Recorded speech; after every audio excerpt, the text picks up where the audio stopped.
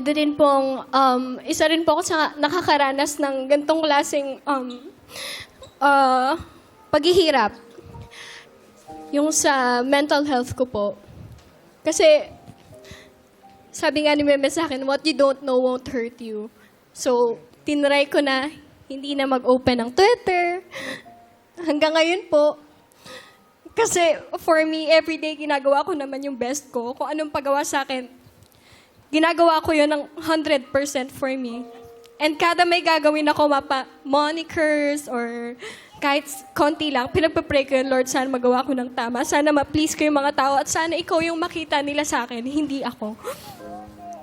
So, mahirap po sa isang tulad ko na nagsisimula pa lang, na nagtatry ng best niya. At ngayon po, gusto ko ipakita sa inyo kung ano pa yung willing akong gawin para sa inyong lahat. Na first time kong sumayaw. Hindi po kasi talaga ako dancer, pero talagang Magaling ka siya. Galing ka, Sean. isa si Kuya Jong sa nag-push din talaga sa akin na kaya mo yan, meron pa. At naniniwala ako ngayon na hanggang ngayon, meron pa. So, sana po, maniwala pa rin kayo sa akin. At yun, para po to sa inyong lahat. Ako yung sa akin dun sa performance hall.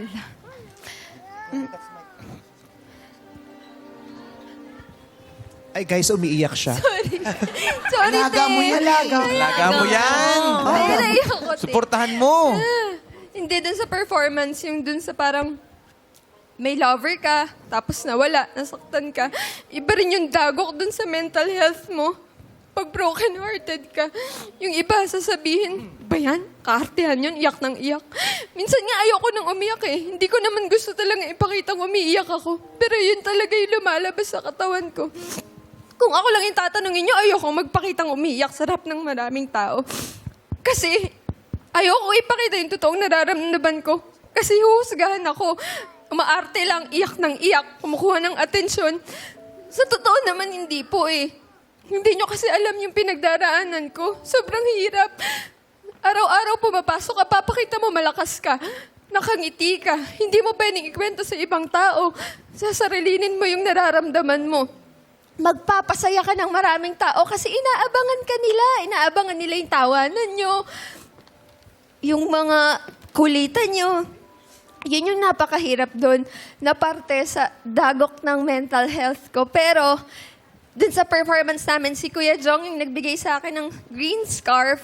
At sa totoong buhay po, yung Showtime family talaga yung green scarf sa buhay ko, bukod sa pamilya ko.